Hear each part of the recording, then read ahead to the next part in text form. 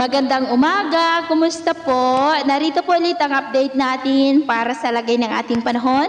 Ngayong umaga po ng January 4, 2024 na kung saan sa ngayon ay patuloy pa rin na malakas ang bugso ng hanging amihan at ito pa ay umiihip pa rin dito sa malaking bahagi ng Luzon hanggang dyan sa may Visayas at ang shear line ay umaabot po dyan sa may Caraga at ang easterlies ay patuloy naman ang pag-ihip sa nalalabing bahagi ng Mindanao. At sa ating long range forecast, consistent pa rin naman na walang bagyo na namamataan na tatawid dito sa ating bansa hanggang sa susunod na 2 linggo. At sa lagay ng ating panahon, ngayong madaling araw ay maayos ang panahon sa malaking bahagi ng ating bansa.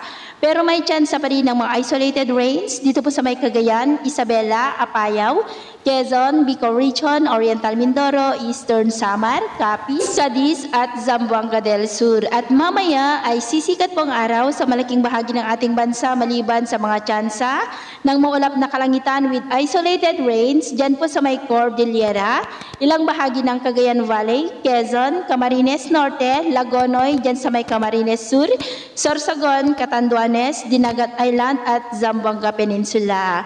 At mamayang hapon, mas maraming lugar na po dito sa ating bansa ang makakaranas ng maulap na kalangitan with isolated rains.